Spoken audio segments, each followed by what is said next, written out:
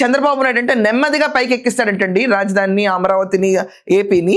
జగన్ గెలిస్తే ఒకేసారి కింద పడేస్తాడు అని చెప్పి ప్రచారం చేస్తాడంట చంద్రబాబు నాయుడు. పైకి మెల్లగా ఏం కాదు, సూపర్గా వెళ్తుంది. నీ కుక్రయాశాలు ఆపు, ఫ్రాంక్లీ స్పీకింగ్. దాని తర్వాత ఏంటండి అమలు కావట్లేదు సూపర్ 6, ఏంటండి రాష్ట్రంలో ఏమి అభివృద్ధులు రావట్లేదంటే తల్లి చెల్లి గొడ్డలి అని చెప్పి వైసీపీని గొడ్డలి పార్టీ అంటాడంట చంద్రబాబు నాయుడు.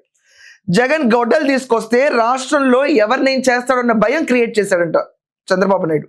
నిజం, జగన్మోహన్ రెడ్డి లాంటి పర్సన్ ముఖ్యమంత్రి అయితే రాష్ట్రంలో రంగనాయకం ఏజ్ గ్రూప్ నుంచి అప్పుడే పుట్టిన పిల్లల దాకా వాళ్ళకి బడి ఉంటుందో తెలియదు, ఆవిడకి ఇంట్లో కూర్చోగలుగుతుందో లేదో అనే ధైర్యం కూడా ఉండదు.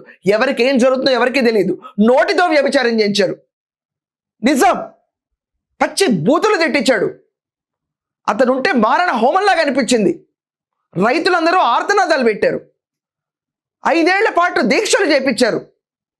వాళ్ళని డ్రామా ఆర్టిస్ట్ అనిపించాడు. కొట్టించాడు, తన్నిచ్చాడు, లాగిచ్చాడు, దోచుకున్నాడు.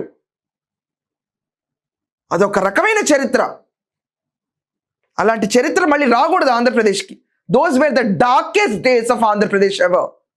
అప్పుడే ఫామ్ అయిన పసిబిడ్డ లాంటి స్టేట్ని 5 ఏళ్లు నిండని రాష్ట్రాన్ని విచ్చలవిడిగా వాడేశాడు. చే అతను వస్తే నిజంగా గొడ్డలు చూసే భయపడతారు. ఇంకోటి చెప్తాడండి, జగన్మోహన్ రెడ్డికి ఇదేంటంటే జగన్మోహన్ రెడ్డికి ఉన్న ఆయుధం గొడ్డలి, కావాల్సింది సిబిఎన్ ఏబిఎన్ అంట. చంపేస్తారా? జగన్మోహన్ రెడ్డి గారి చేతిలో ఉన్నటువంటి ఆయుధానికి కావాల్సింది కూడా సిబిఎన్ ఏబిఎన్. ఏయ్, బ్రాడ్ డే లైట్ లో బెదిరింపులు ఇస్తున్నావు, సిబిఎన్ ఏబిఎన్ కావాల్సి వస్తుంది ఏంటి? తమాషాగా ఉందా? తిరగబడితే జనాలు నీ పొదిచినట్టు చూశారు కదా. బూట్ పాలిష్ చేయి ముందు నువ్వు వెళ్ళి.